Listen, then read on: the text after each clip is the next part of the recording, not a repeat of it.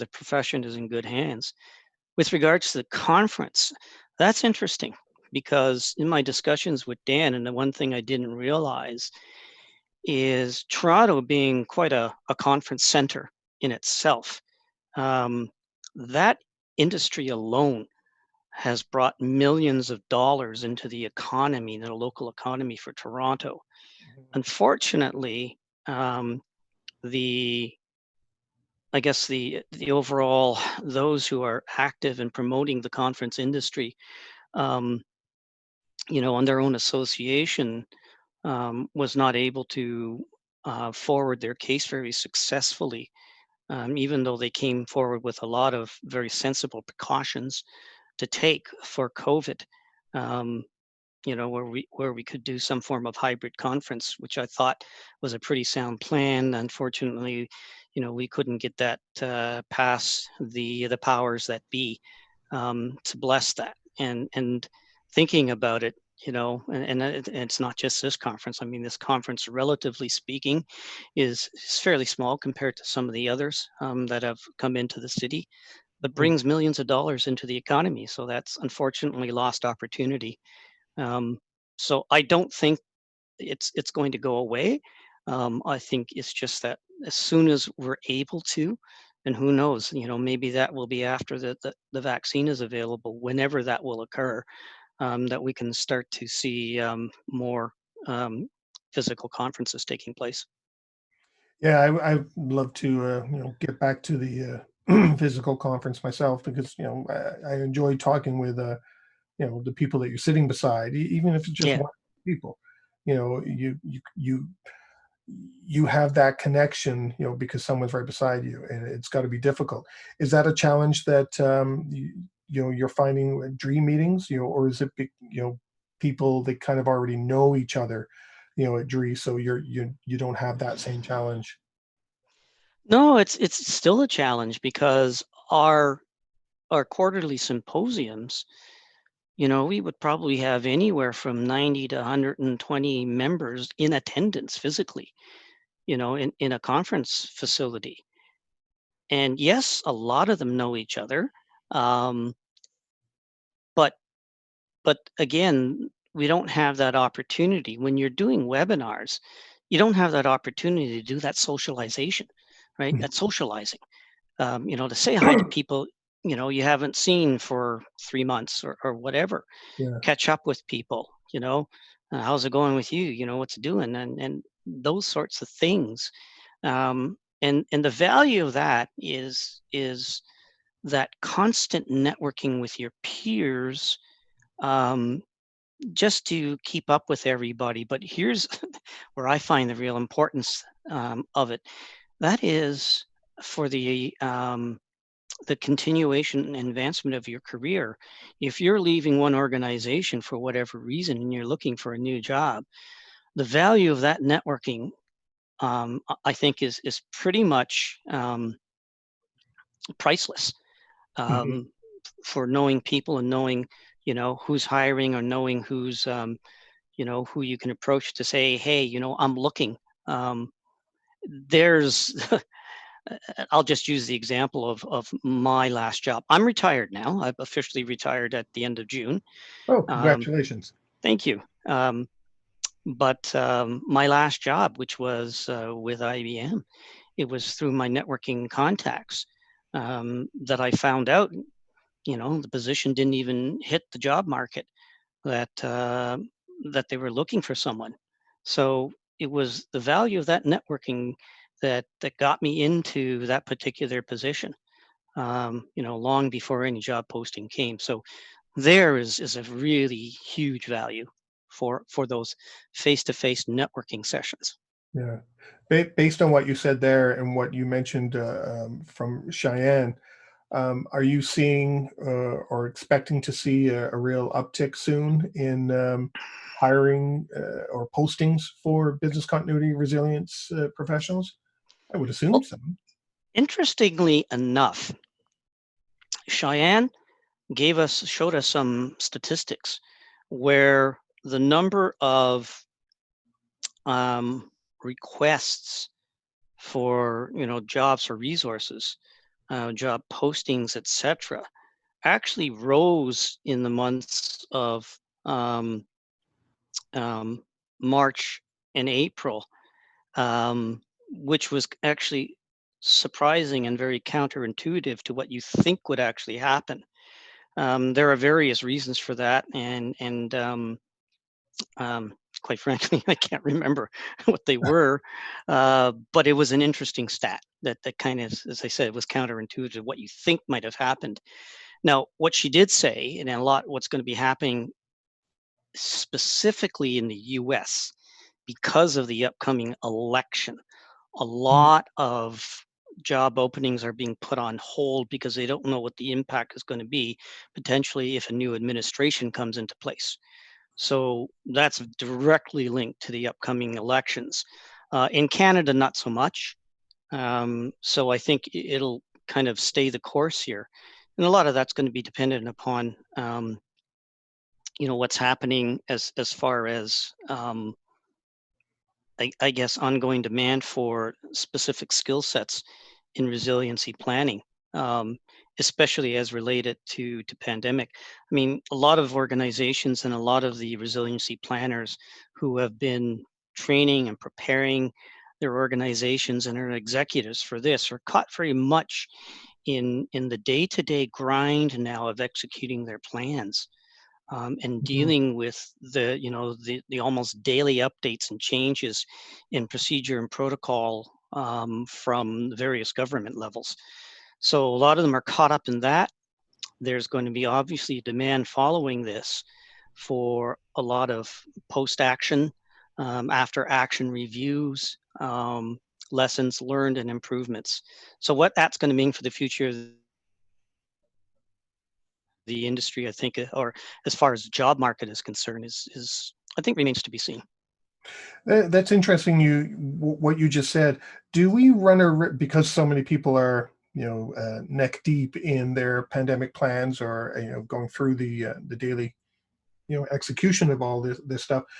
Do we run a risk right now that because of what's going on and because we're neck deep in focusing on COVID-19 and our responses and plans and going back to the office, that some of the other aspects of business continuity, testing or exercising, the maintenance of other plans uh, could be at risk of not being done because we are so many are focused in one area right now?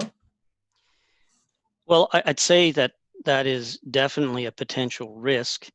Um, I don't have any feedback or information on how various organizations are handling that particular challenge. Again, it depends very much on how they structured their plans, how they structured their organization, their crisis management teams.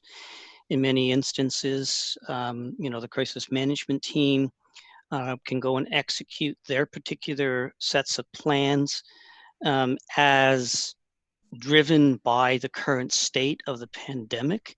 They will invoke portions of their business continuity plans, and in fact, in a presentation I attended earlier this morning, um, one of the presenters saying we really haven't had to put our BCPs into action, um, but it's been more focused on the crisis management side, and in particular crisis communications.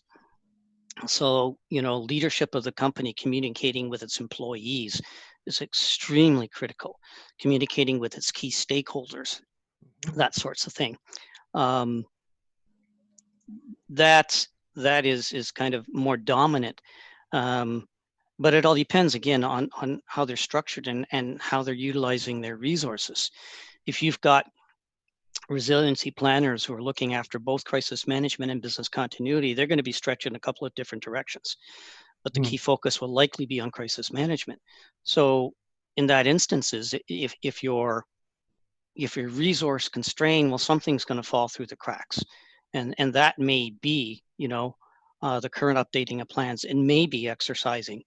Um, you know, it's hard to say, and again, it all depends on the organization and how they're structured. Yeah, I was just thinking with with some of the exercises, when you have simulations and you've got people in a room or an alternate site, et cetera, et cetera. With COVID, how are you really going to do that now? You can't be in those same places with some of these people, without face masks, or even alternate sites are like, Hmm. no, no, no, we can't have that many people in here. What does that mean for us? If we have a real sorry, not that COVID isn't real, but another situation that impacts us. Yeah. No, it darn good question. Um, from a exercise point of view, um, it's going to bring a whole new reflection on how to conduct tabletop exercises. Mhm. Obviously, you can't do it face to face. I mean, that much is a given. Um, however, um, we have the technology. We can do it. We can do it via Zoom. Those sorts of things. It's just going to mean a little bit of different use of technology in trying to do it. Um, so it brings the challenges in just trying to do the logistics for handling things like that. I was just trying to think of it because I'm looking at the program right now. I thought there was. Oh yeah, there was actually a workshop this morning led by Marie-Hélène Primo, Oh, who yes. is, yes, the president of BCI Canada, on how to conduct dynamic virtual tabletop exercises. So if there's access to the slides following that workshop, that'll be very interesting on that one. So, I mean, there is opportunity out there, and folks like, Marie-Hélène have figured it out, and, are sharing that with the profession, um, just in terms of the logistics of running tabletop exercises. Yeah, because that's going to prove a big challenge. You know, but I'm also seeing that the maintenance schedules of when you look at BIAs and risk assessments and updating your BCPs, all of those things have to be impacted too, because as you said, a lot of these people are focusing on executing the plan right now, crisis management. All those things are going to fall by the wayside. Meanwhile, many organizations, I won't say all, but many, will still be making changes within their organization, not just organizational change management, but IT change management, and there could be, we have a risk of our current plans, being further and further away from what really truly representing an organization. Yes, I would agree, but there's also something interesting to consider, is that the current pandemic has presented a whole different set of challenges to the resiliency profession. And what I mean by that, very interesting presentation that I just attended, um, presented by Mark Hoffman on cybersecurity and cyber attacks. I'll be talking with him. Actually, we're going to record a show, so Oh, that's good. you're gonna give away, you're gonna spoil some of his surprises for me. Well, I'm only going to say that the number of incidents of cyber attacks, and for those by bad actors, has risen almost exponentially during COVID-19. So obviously the opportunities are there, taking advantage of any potential vulnerabilities caused by COVID-19 to exploit them. So it'll be interesting. You might want to ask Mark about that because he's got some very, very interesting statistics. I plan on touching base with him. I think we've actually got something scheduled in a couple of weeks to do an actual episode for the show. So, but I've heard the same thing. I've seen that other concerns with security incidents, is increased during the pandemic. Hmm. Surprisingly, Surprisingly, yeah, but once again, you know what? Maybe not so, because when you have those bad actors, those opportunists, those cyber criminals out there, they're going to take every advantage. Oh, speak of the devil, there's I was there's going to say, Mark. take a guess who just joined us. If you like that video, thumbs up. If you didn't like that video, thumbs down. But leave me a message and let me know your thoughts. Of course, don't forget to subscribe. And in the meantime, stay prepared, everybody.